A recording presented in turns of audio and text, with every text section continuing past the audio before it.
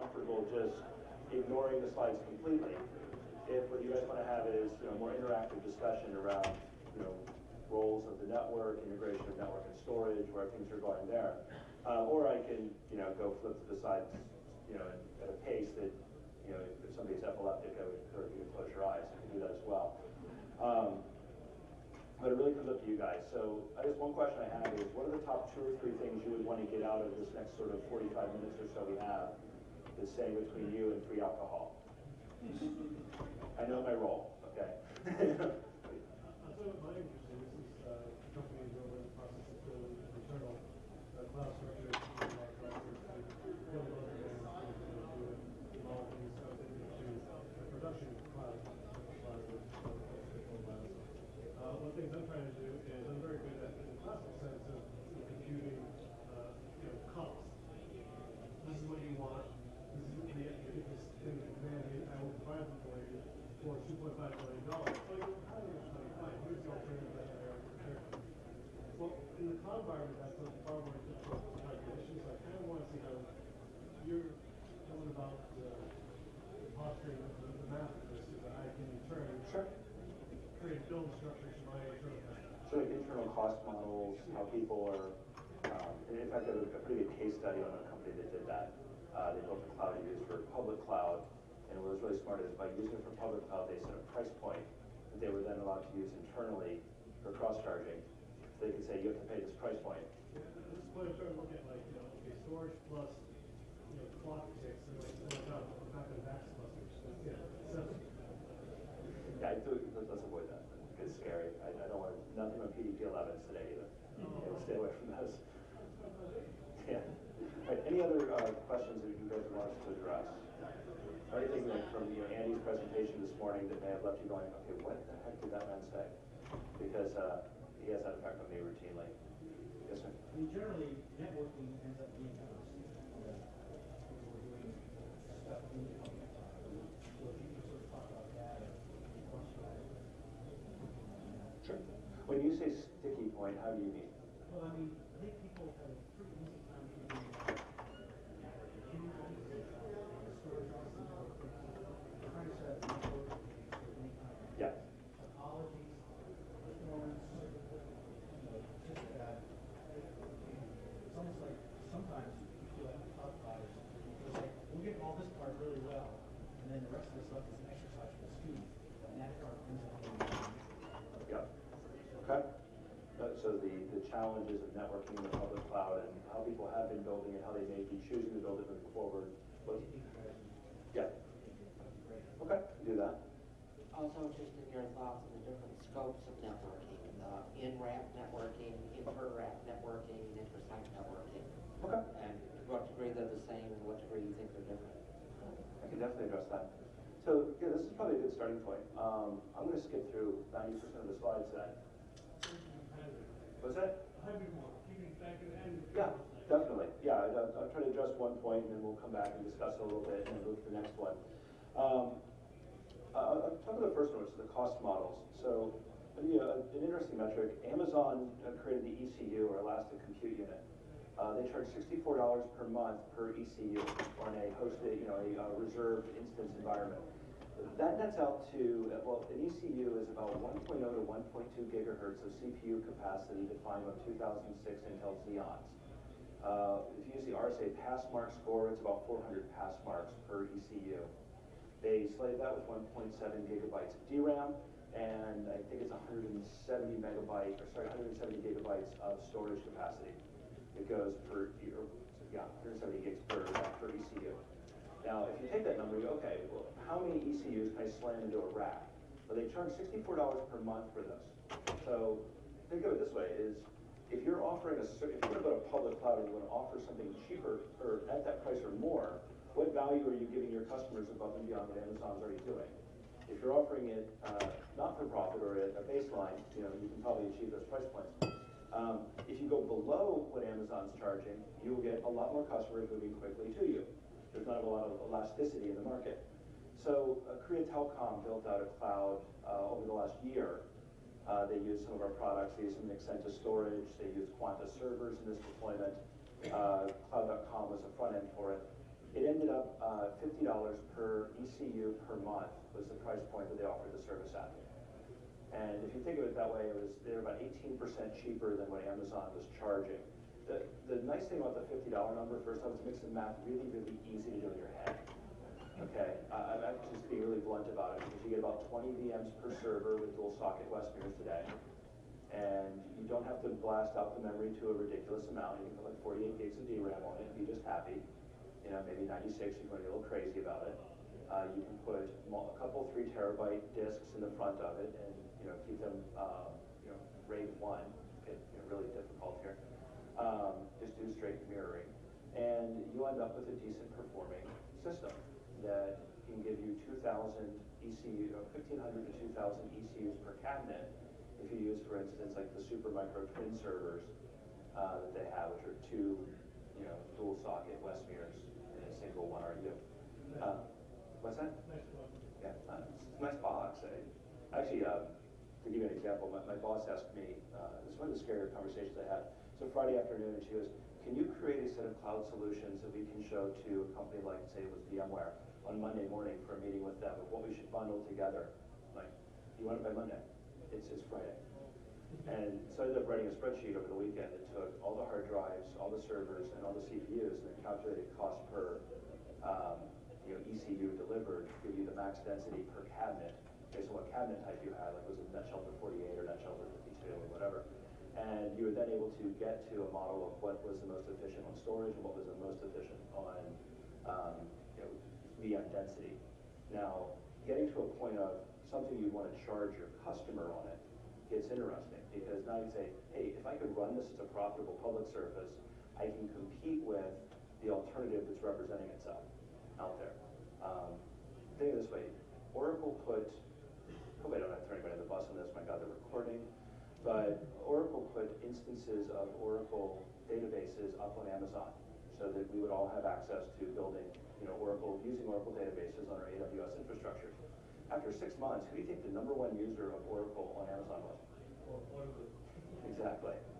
Because it was cheaper and easier to get Oracle instances on Amazon and pay for your credit card than it was to wait for IT to turn the servers up for you. So, I mean, that's what you're competing with, right? If you're an internal IT shop, you're competing with I can go with my credit card and buy this thing and have it up in 5 minutes. If you can't deliver that service for me, damn it, I'm going to go swipe my credit card and get it. And shadow IT becomes alive and well. And then, unfortunately, somebody starts going, yeah, I got a lot cheaper outside than using IT. I don't know what those guys are doing over there, but this is working just fine for my lab.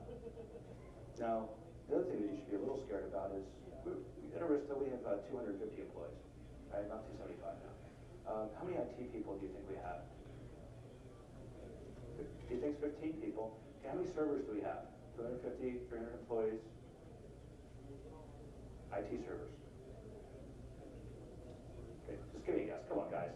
Throw a number out. 500. Give me another one. That's way up. What's that? 50. Okay. We have 0 IT employees. We have 2 virtual machines. That's it. Everything else runs in the cloud. We use NetSuite. We use Salesforce.com. We use Google Docs. We use Box.net. Every service we have runs in the cloud. There's no IT servers, therefore we need a lot less IT people. This is pretty scary as somebody who started off as an IT guy, in desktop support type roles. So think about that for a second, that that's what you're competing with in those environments. So if you say, I want to build a cloud for internal users, they can pay with their credit card, and if they get too comfortable doing that, the question is, do they question the need for the role? And so we have to figure out how do we ensure we're incredibly relevant to them. Now, by the way, 2 other things that should scare us a shade is, one is just the pace of growth in the cloud space. If you look at what we've had with Facebook, they show us the velocity. And the one that I think is honestly one of the most compelling numbers I've ever seen. Look at the server to admin ratio that Windows Azure runs out. 45 employees managing 224,000 servers. This is what we're being measured against. Yeah. All those 45 people aren't people running as guards. Yeah. Everything. Yeah. That's all in. Person running the image. Right. That's the all-in number. That's not like the number of SAs dedicated to the servers. That's the number of people to run the infrastructure is 45. And the other way to do it is automation. Okay? This should scare us. A little bit. Well, but the us is a very good. Oh, I'm in the us. But Yeah. I mean, you mean us meaning IT group, you mean us meaning business, us meaning. I think us being IT professionals, right, should be a little scared by this. Because what it sets is it sets a bar. Right now, fortunately, I think it's a bar we can all achieve. We can do it, but we have to make a different set of decisions than maybe we have been. Or we have to account for things differently than we have been. Or we have to make different technology decisions than we were comfortable making. You know, when we sort of bluntly, I'm going to put one slide up there I think explains the root cause problem. What was this? When we started here, I mean, this is kind of my early days of being a computer nerd. When we went from mainframe to enterprise, every one of these companies disappeared or became fundamentally transformed in what they did. These guys got comfortable on 70% margins, high cost structure equipment that, you know, put your enterprise cost margin on top of your enterprise cost structure equipment and you get your price point. And they made businesses building that, and it worked well. But I bet you that most of them will disappear or be transformed because find one of these guys that use this in their infrastructure. Think about a public cloud. Can somebody name a large profitable public cloud that uses centralized storage from an enterprise vendor? Maybe never. Yeah. I'll pull Amazon's numbers up for you. It's half of Amazon's revenue. 500 million. They're making money with it. Even the smaller ones that are coming up to compete, like the Korea telecoms, are operating over 50% margin. So people can build profitable public clouds. The question is, can you do it using the cost basis that we've historically incurred? And yeah, I mean, it's a different model. I mean, I'm not going to sit here and by any means say, you know, wow, yeah, you can do everything the way you did before. There was so much variability in the workloads we had to support before that dictated that. Remember the days of you're deploying Microsoft Exchange the first time, and so you take your compact Reliant 7000 and you perfectly tune it to running Exchange with the amount of memory you need and the number of hard drives, you get the right I/O capacity to support it, and then you went on and did your SAP server and was a complete start with a Reliant 7000. It was a different memory interleaving and different. I mean, we used to custom tune the hardware to the application, and now Moore's law kept going up and to the right. Yet the workload requirements per application did not actually grow at the same pace. And so now we can put multiple of those applications on top of that hardware. And so we can start homogenizing. And when you get to 1, 2, 3 hardware configurations with most of your infrastructure running on top of it, that's how the guys on the right are running. And yes, they have incredible amounts of control over the application infrastructure. Something that in a traditional enterprise we may not. This is how I thought I need to keep in mind those 300 guys.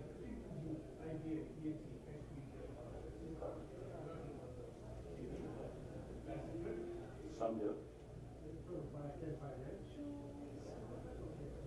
The production stuff, I would question that.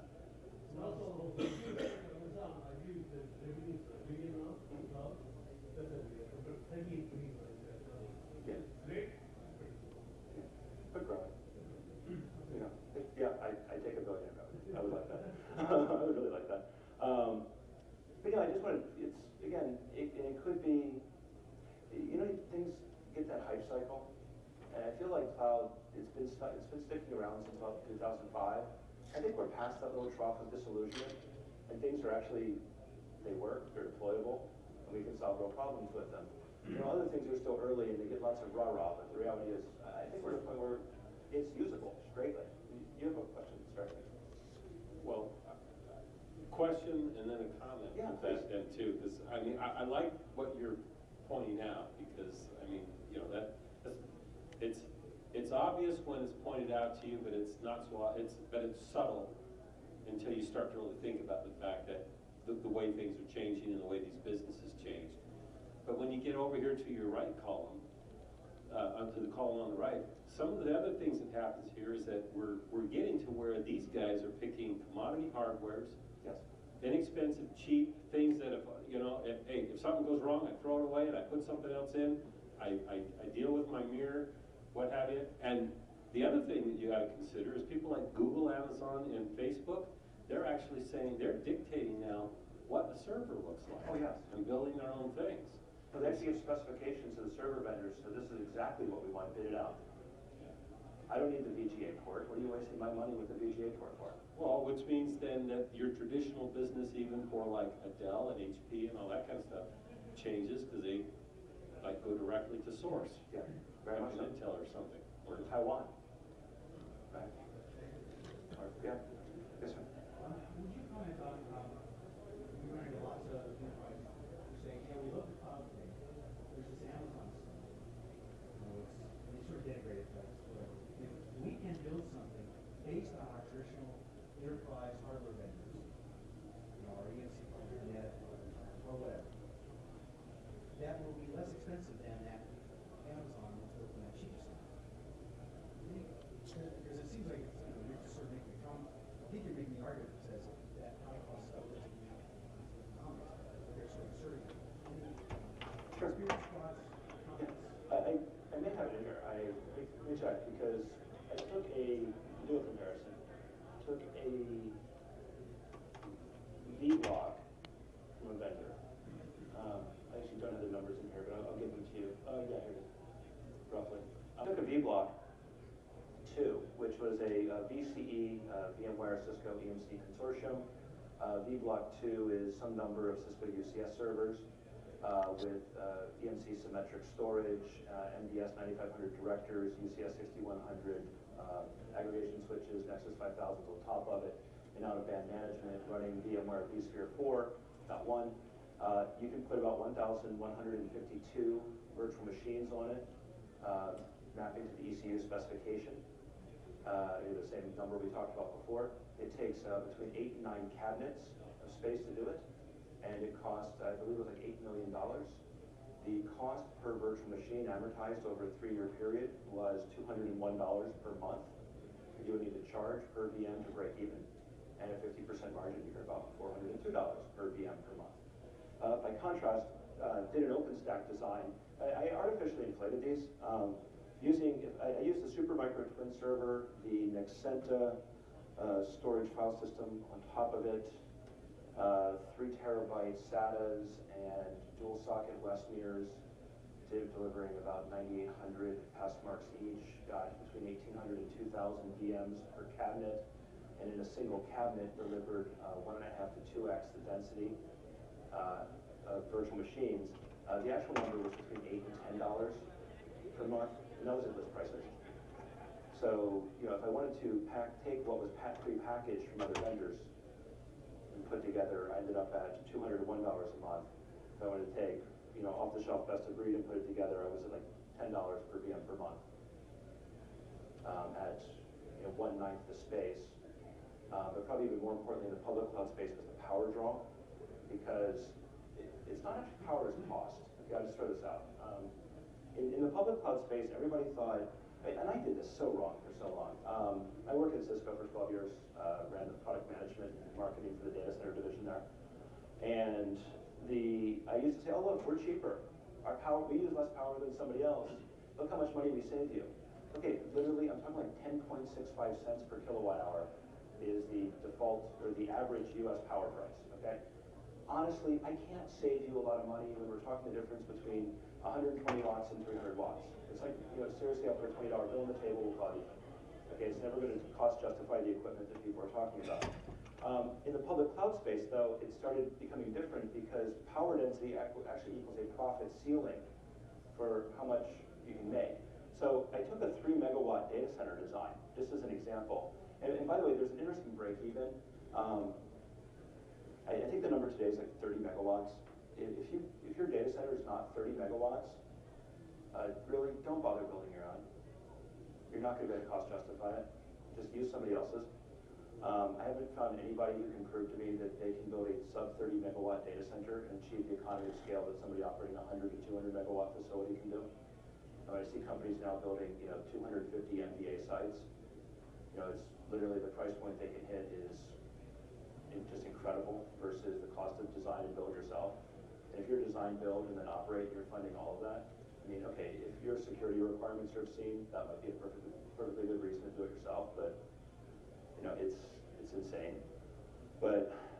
price out here locally, a 3 megawatt data center suite from a hosting provider in Santa Clara was somewhere in the $800,000 to $1 million a month, fully loaded.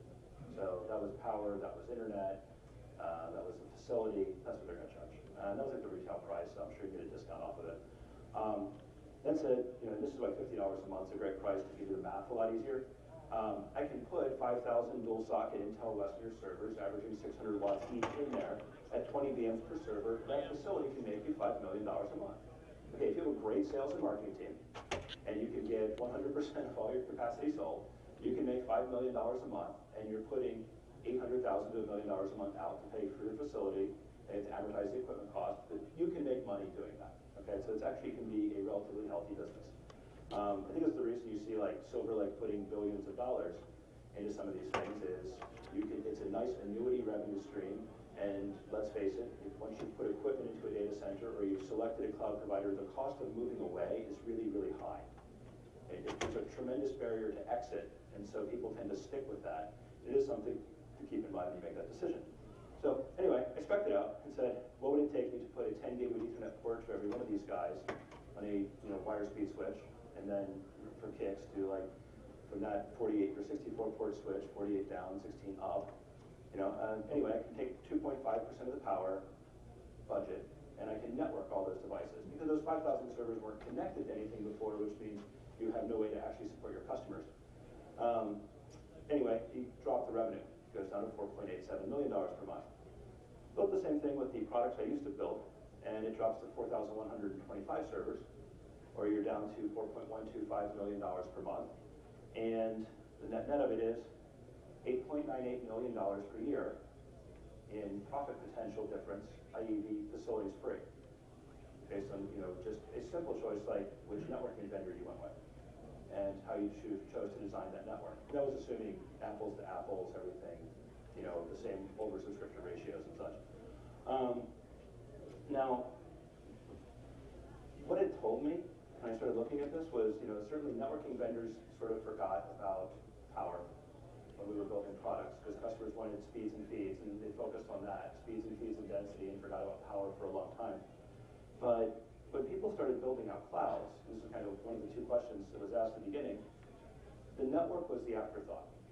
Every person who ever said, I'm going to build a cloud, and I don't mean to cast aspersions, but it was a bunch of very smart server guys and storage guys got together and said, if I can provision servers and storage, and then I can put a nice front end to make it automated when you say you want something, I have a cloud. And they went off to the races, and they stood it up, they got it working, and it worked great for the first 40 servers. Probably worked okay for the next 40 servers. And then they ran headlong into this thing called IP addressing and routing and networks and network over subscription, and oh shit, we have a problem. We didn't think about that.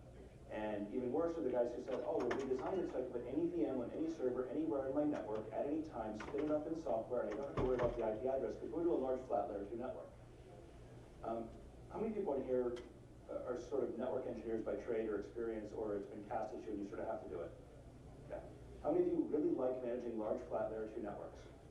Okay. I had somebody the other day go, oh, everybody's doing it. Really? So I asked the audience, how many of you are building large flat layer 2 networks with north of 1,000 hosts? One hand went up. Like, really, momentum? It doesn't seem like anybody's doing it. And then I asked, how do you troubleshoot that? How do you do a trace route and know which path your traffic took? Oops, no way to do it. So the people building the largest networks in the world said, the ones up on that slide before, all running layer 3 as close to the edge as possible. And from that, they say, okay, well, now that I've pushed layer 3 down as close to the edge as possible, I can manage it. I know what path my traffic's taking, and it's predictable in its performance. So at least it can operate it more cost effectively. It's easier to run. The problem you run into is a lot of the decisions we've made over the past were designed on having having at least a reasonable subnet scale to things. Look at fiber channel over Ethernet. Okay, I helped launch FCOE, and wrote a blog post a couple weeks ago that FCOE is dead, but it just doesn't know it yet. It's kind of like the zombie apocalypse of FCOE. The reason is the value of a storage system is based on one price, right? Price per gigabyte stored. Certainly, we can measure it that way. I/O capacity, how quickly I can get stuff in and out of it. And the third one, a lot of people sometimes forget is reach. how many devices can access that storage. Because the more devices that can access it, the better. And what we've seen happen too many times is some of these subnet-bound technologies have very limited reach. The ones that are global file systems that are designed to be routed, can be accessed from anywhere. And then therefore the reach is unlimited. It's limited by the capacity of the network you've deployed. Now I've also seen people by the same token say, I want to follow the sun models for my VMs. I would move my VMs to where where my workload is. Does anybody here know what the maximum round trip latency supported for a vMotion is? A VM live migration in VMware? Round trip response time latency. 10 milliseconds. New York to Cleveland. Good luck doing the follow the sun model, moving your VMs everywhere. It's like the maximum distance you can run fiber channel over Ethernet with the first generation product supporting it, 300 meters. It's not enough buffer capacity to do a per priority pause frame that fast. People stopped thinking about those network considerations when they were chasing these different technologies, and we saw challenges with that. So think about that and say, okay, what am I building in my cloud, and how do I build it to be profitable? How do I build it to scale? And realize that you may be challenged to scale like Google, grow as fast as Facebook, operate as efficiently as the Azure network is. And I think it is doable, right? But it's not doable if you follow the path that any vendor is going to lead you at, right? So one thing, I'm the first person to say, don't trust us. Right? Don't trust vendors. We're going to tell you what we want you to hear. Take the equipment, test it yourself, kick the tires, prove that it's going to meet your requirements, prove that it's commercially viable. And if it is, then certainly make an investment decision in it. But don't spend, right? Make an investment in it. And know that that's going to last for you. In fact, I was putting this together the other night. I actually left it in my slides. I had a customer say, how would you build a cloud? I started with, well, I put 2 switches and a couple servers. Right? It's fairly simple. But the most important thing of 2 switches and a couple servers is, how do I scale it out to n number of switches with a lot more servers without throwing anything away? Don't waste a box. If you buy a box and add, you need to know when you have to throw that box away. Is it at 10 cabinets? Is it at 20? Is it 100? How do I scale it more? And you're going to notice a subtle change. I stopped dual homing things. Right? I think one of the comments you made was about, or it was one of you two who made a comment about things get taken care of at the application layer in the cloud world. Right? Some of the problems we used to design for network reliability. And so we say, oh, we have to have everything dual-homed and redundant. Do you? Think about it. Do you have to have everything dual-homed and redundant? You're doubling the CapEx on your network. I'm not saying don't do it. I'm saying make the decision eyes open. If the application can route around it, if the application can tolerate it, maybe saving the extra $1 million or $2 million in the network was worth it. So the question I tell you is, many of the cloud applications can route around it, can migrate traffic away from a failed node, and are resilient against a single node failure. If I had less than 10 cabinets, I'm going to put redundancy in there. I'm never going to lose 10% of my capacity on a single device outage. That's stupid. Okay? But if I end up with 20 cabinets, 100 cabinets, I'm losing 1% of my capacity when I lose a switch. Maybe my application can tolerate that. Maybe I can tolerate that. So the question then became one of operations, right? And I'm going to ask you my loaded question. Those of you who have a network responsibility, can you name a feature that a vendor's delivered for you in the last decade that was designed to make your job easier? 1994. And by the way, in the 90s, there were a ton of them. I'll absolutely attest that if you look at the 90s, the best switch and router didn't win. The ones that won were the ones that gave the best features and capabilities that focused on network operations and making that job simpler and easier. The reason EIGRP exists, the routing protocol, is it was simpler to use than OSPF. Whether it's better is arguable, but it was simpler to use. BTP, Ether channel, HSRP, they all made our jobs easier. That's what made a company become dominant in that space. But since 2001, I really struggled finding features delivered by networking vendors that were focused on the operations crowd. Instead, a lot of that intelligence shifted to the Linux community, where a tremendous amount of capabilities were brought. So, if you think about why I'm bringing that up now, this is an operations question. about, do I want to have redundancy in my network or not? And it's a question of upgrade. The other thing every cloud company forgot early on was people need to upgrade their networks occasionally. And once a quarter, put in new software, get new features and capabilities, fix defects that may be affecting you, type reload now. 5 minutes later, the box comes back up. Okay, there went your 99.999% service guarantee. You just blew it, right? Because you had to upgrade your software. Well, I kind of like to do it 4 times a year. So now you're down about 99.99% maybe. So the reason this is an operations question is if you have 2 cabinets, or if you have 2 switches at the top of a cabinet, I can upgrade 1/2 of it and have the other one take over, and then adjust it. This comes back up, bring this one down. I could take this entire network, let's go back 1 slide. I could take this entire network and upgrade it in 10 minutes. With pretty much no packet loss experienced by the host. Upgrading 1/2 of it, then upgrade the other half. In about 10 minutes, you're back up and running. Life's good. In this one, which will cost half as much, and scale twice as big for the number of hosts, not a bad deal, good trade-off. In this one, I can do whatever, let's say 8 minutes, 7 to 8 minutes times 94 is the fastest you could upgrade it. You have to live migrate your workload off, upgrade this cabinet, live migrate it back, upgrade, do the same thing with the next cabinet. Much more operationally intensive. But if you have the tools, perfect model. You lower your cost, you increase your scale, and you never take any significant outage while you're upgrading your infrastructure.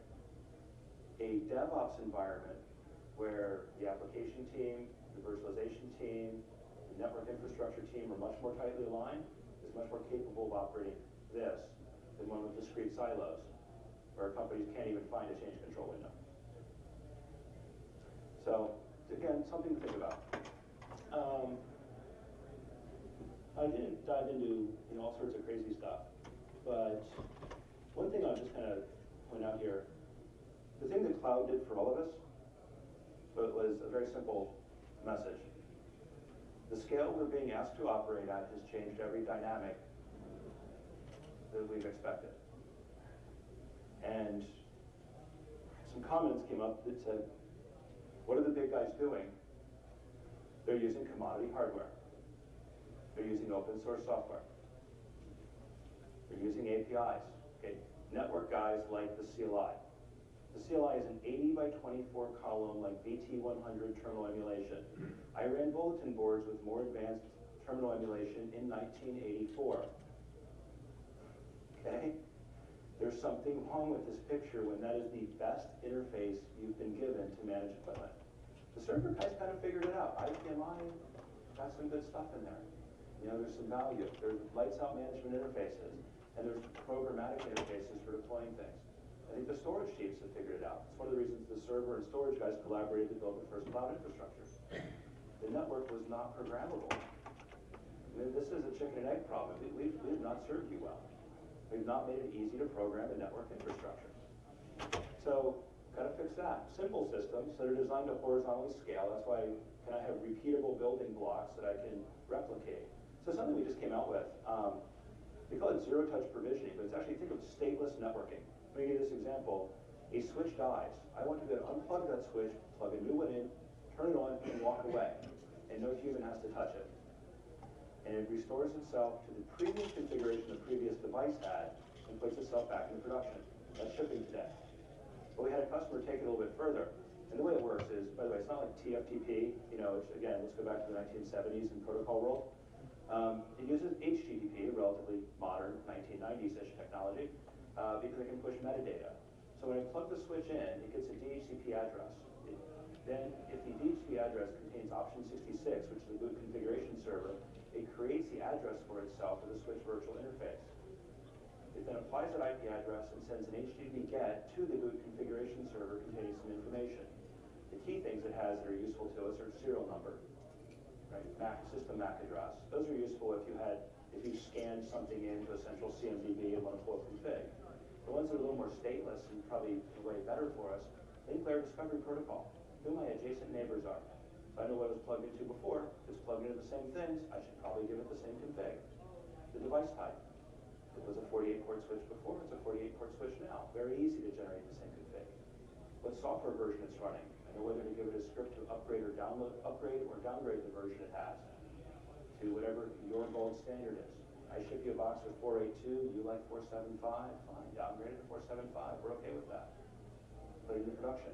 But one customer thought it'd be fun to then have it download OpenVPN, load a VPN connection back to a NOC, then download, it was either Chef or Puppet, which they put onto it. And they said, well, now can I basically pixie boot all the servers that are attached to me and load whatever image I want on them. So now they were down to about 28 minutes. It was between 20 and 32 minutes to provision a cabinet. So they build a cabinet in, plug it in, turn it on, walk away. And half an hour later, everything's up and running. It's, in my last job, I never thought to build something like that. We wouldn't have known to. But I'm finding in the open source world, and in the world we're operating in today, you don't know what you don't know. And product managers don't have visibility to everything they should be building. Customers do. If you give your customers really good tools and you let them build whatever the heck they want, they will find ways to solve problems you never knew they had. And in finding that, we get interestingly cool features that can then differentiate the product. And we actually didn't have to build it. We built a base infrastructure that supported it. And that worked out really well. And that lends itself to the key thing, to scale clouds, was automation. I mean, the way people hit those numbers was automate, automate, automate, not with CLIs, but with APIs, on systems that were designed to cost effectively scale. And then to achieve that scale, I mean, just look at what happened in power and look what happened in data centers. And the building on the right, on the bottom, that Google data center looks a lot like the building on the top. Right? I mean, there's an incredible similarity in huge data center and huge power plant and what they do and how they work in delivering utility services. A lot of chillers in there. And probably the last slide I'll talk about before I open it back up for questions is cloud is not enterprise. Right? So those of us operating enterprise environments who say, I want to turn my entire infrastructure over to a cloud, you may not be able to. Right? Would love it if you could. It'd be really cool. But you may not be able to. Right? The challenges of the legacy or the curse of the installed base can prevent you from doing that. Yes, sir. Well, one topic you didn't bring up that tends to be like the last protecting layer, keeping a lot of essays easily deployed. It's not about that. Good the economy. It's just the myriad of security requirements, audit requirements, necessarily when you have your contract signed with them, where you're, I guess everybody's for a company that a hard drive is not allowed to leave the property unless it can fit through a quarter-inch straight. And that was a requirement from people with guns. So little requirements like that, I think, I work with a lot of companies should be able to go here as quickly as they want. Yeah, I work with government agencies that say no boot flash allowed on your switch. They want to boot it from the USB key that they control, right? And no persistent storage allowed. I've had the dirty question secret everybody has in cloud. That the question everybody's afraid to ask. You don't necessarily know the answer. So you move your workloads back to your site. How do you know they got rid of your data? Where'd your data go? Do you control the encryption key? What do you think? Right, so these are a lot of the sort of dirty secrets that exist out there that people don't always have the answers for. And I completely agree with you. The more stringent a security policy you impose on infrastructure, the less likely the public cloud service makes sense. The more likely a private cloud does.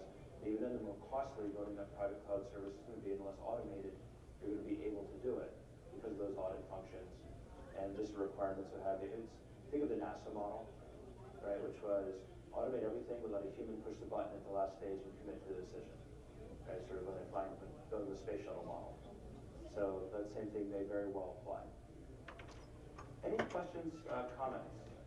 Just said so far. No? Yes, sir. Well, I guess I have a question around more dynamic environment.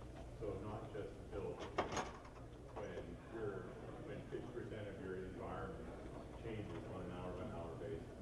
So someone came in, had an idea, spun up a few hundred VMs, built out an app, did some scale testing, and by the time you realize, oh wow, they caused an okay, I at least know what's going on. And then I'll try to speak about it two ways.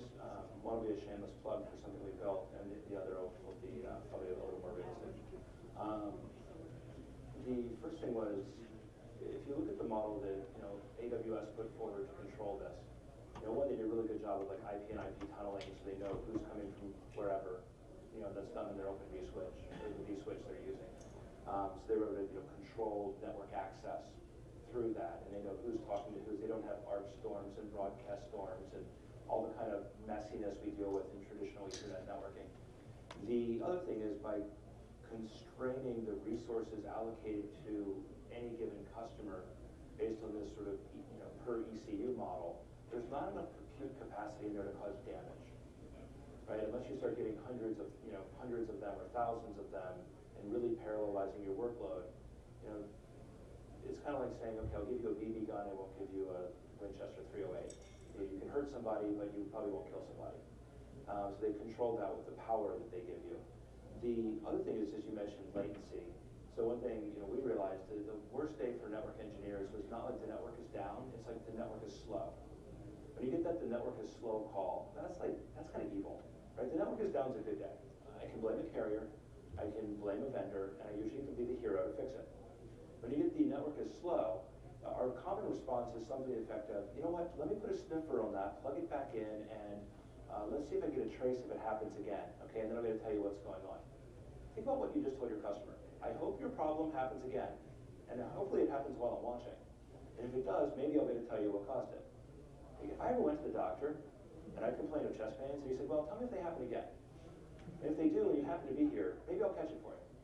I would not be really happy with that doctor. I would probably try to find a new one. So we built a thing called LAMs, and the idea behind it was active congestion monitoring by tracking queue depth. Now, it's not like once every 60 seconds where a lot of products are SNMP MIPS update interval is. It's once every 800 microseconds.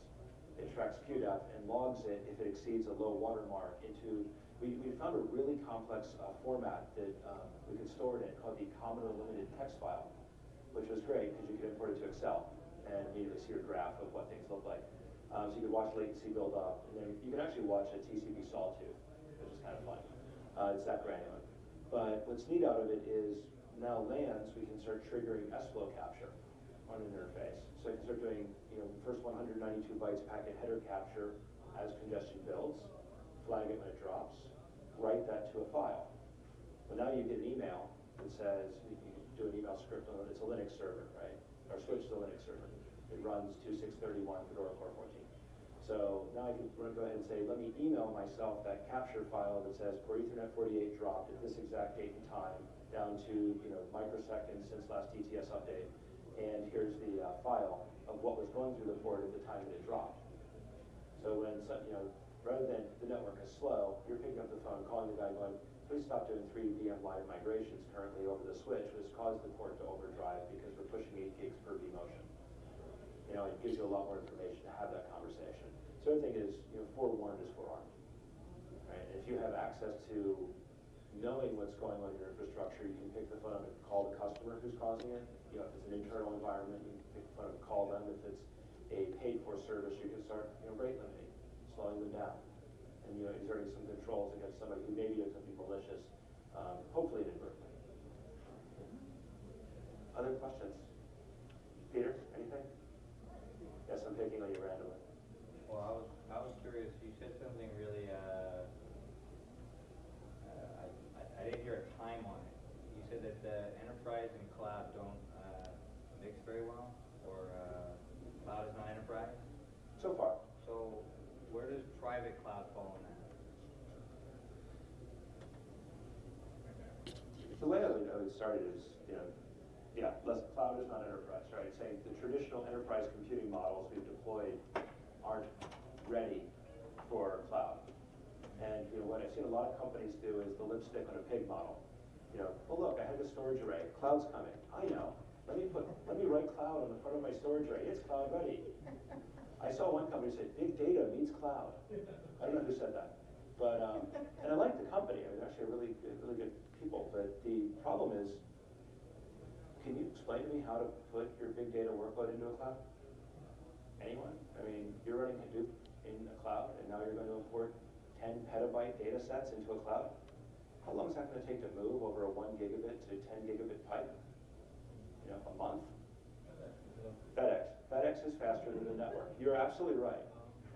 FedEx is the highest bandwidth transport in America today for populating cloud. So kind of the point of that is the people have taken enterprise products, branded them as cloud ready, and the real question is, look at how the people who built the large, scalable, profitable clouds have built them, and apply those. Now, whether private cloud is an enterprise saying, I have a set of workloads I want to support, I have a set of users who I want to be able to say, I need 5 VMs, I need them right now, and they should get them. And then they're not going to leave your premise. If you make it easier for them than going to Amazon, you'll keep them in-house. And that's the goal of building a private cloud. It's under your control. You know what's going on. You have the audit capabilities and those functions to know what's happening in your infrastructure. The harder you make it for the customer to, your potential customer to get access to a service, the more likely they are to go find someplace else to do it.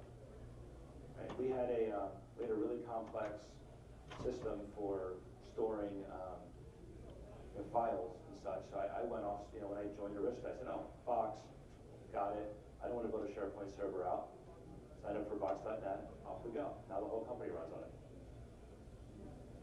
And that worked out really well for us in the end. But it was an extremely arbitrary decision I made 2.5 years ago because I wanted something that was easy. If we had offered the same capabilities, context-sensitive search, unlimited storage, like 5 terabytes or something that I'm capped at, all my user records, group rights, if it was all there day one, we never would have went to it. But it wasn't. So we did. And so the thing of private cloud is, a lot of people say private cloud is virtualization by another name. Cloud, when you get down to it, isn't a technology, it's an operating model. I mean, absolutely, it's not a technology. It's an operating model based on self-service. Making it self-service for the user while maintaining the controls necessary to do your jobs in IT and support the customers. Any other questions? No? All right, well, let me leave you guys with one final parting thought, which is we have a booth with free t-shirts over there. And unfortunately, I have a really smart marketing department who thought that women's, medium, and small sizes were appropriate for a largely technical audience. That's all the sizes we have left, but grab them for wives, children, anybody you want. Pass them out liberally. All the small people in your life would like those. And in all seriousness, the thing that I've seen that's most exciting to me is open always wins.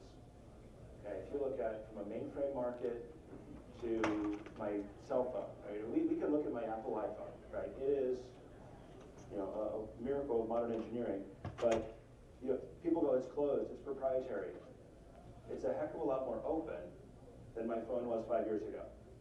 I can buy third-party applications and load them on my phone. It enabled commercial development. Anytime a platform was created that enabled commercial development, that's what transformed the mainframe market. That's what has changed everything in IT infrastructure except 2 spaces largely so far, storage and networking. Now, I can speak to the networking world and say, we build the most closed systems you can ever imagine. The only way to get a feature, have a big purchase order and beg a product manager for something at a vendor. Hope you convince them well enough that they'll be able to go to engineering, who will give the engineering sort of, screw you, which is called, well, what's the business case? If you convince them well enough, they'll be able to show engineering the business case, and then you'll probably see your feature 3 years later. We had a customer who said they wanted 802.1x LAN authentication. We told them no. It's largely a campus feature. We built data center switches. Didn't think I really wanted to go build campus features. We wanted to stay core to who we said we were going to be as a company. We told the customer, we're sorry. It's not really in our charter. It's not what we want to be focusing on as a company. And they said, but we really want to use your hardware. You try building it yourself. So they did. So they wrote an 802.1x supplicant for our switch, which is released and available and posted to a couple different locations, and GitHub is one of them.